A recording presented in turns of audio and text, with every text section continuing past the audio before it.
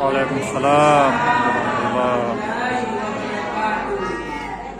Alhamdulillah, alhamdulillahirabbil alamin. Wassalatu wassalamu ala asyrofil anbiya'i wal mursalin sayyidina Muhammadin wa ala alihi wa sahbihi ajma'in. Amma ba'd. Pertama-tama dan yang paling utama, marilah kita panjatkan puji dan syukur kita atas kehadiran Allah Subhanahu wa taala yang telah memberikan kita nikmat kesehatan, kesempatan untuk hadir di tempat yang berbahagia ini. Salawat serta salam tak lupa kita curahkan kepada Nabi yang membawa kita dari zaman naik unta ke zaman naik Toyota, dari zaman tanpa alas kaki ke zaman naik Kawasaki, dan merobek-robek bendera kekafiran dan mengibarkan bendera keislaman. Ya Nabi itu Nabiullah Muhammad Sallallahu Alaihi Wasallam. Berdirinya saya di sini, saya akan menyampaikan ceramah singkat yang berjudul 3 amalan yang tidak pernah terputus. Rasulullah Sallallahu Alaihi Wasallam bersabda, "Idza mata banu Adam qata amaluhu illa min salasin, shadaqatin jariyah, aw ilmin yantafa'u bihi, aw waladin shalihin yad'u lahu."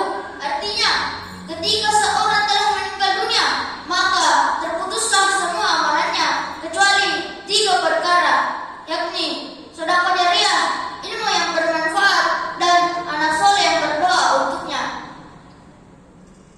Hadis riwayat Muslim, insyaallah rahmati Allah Subhanahu wa taala. Jadi, ketika kita telah meninggal dunia, maka terputuslah semua amalan kita kecuali 3 perkara tadi: sedekah jariah, ilmu yang bermanfaat, dan anak soleh yang mendoakan kedua orang tuanya. Jadi, mari kita bahas satu persatu. Yang pertama, sedekah jariah. Apa itu sedekah jariah? Misalnya, ketika engkau membangun sebuah pesantren dan banyak santriwan dan santriwati untuk memasuki pesantren tersebut, belajar ad-din, belajar agamanya Allah Subhanahu wa taala, itu akan mengandung pahala jariah. Pahala itu akan tertransfer kepada orang yang membangun pesantren tersebut, walaupun orang itu sudah di dalam kubur, maka pahalanya akan tertransfer kepada orang tersebut. Contoh selanjutnya, ketika engkau membangun sebuah masjid, lalu banyak jamaah untuk masuk beribadah kepada Allah Subhanahu wa taala, membaca Al-Qur'an, sholat sunnah, dan sebagainya. Contoh yang kedua, ilmu yang bermanfaat.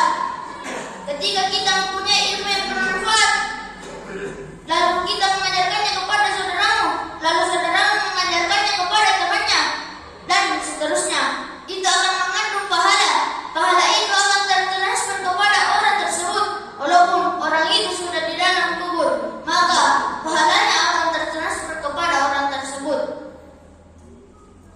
Yang ketiga, anak soleh yang mendoakan kedua orang tuanya.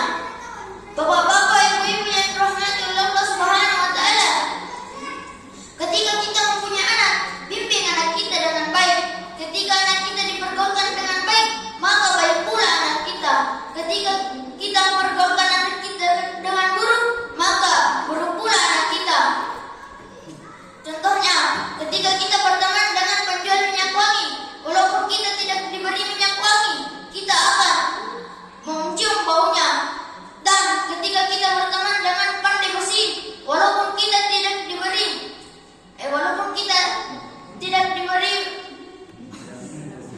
pandai besi, kita akan mendapatkan bau yang tidak sedap dan terkena percikan apinya. Bapak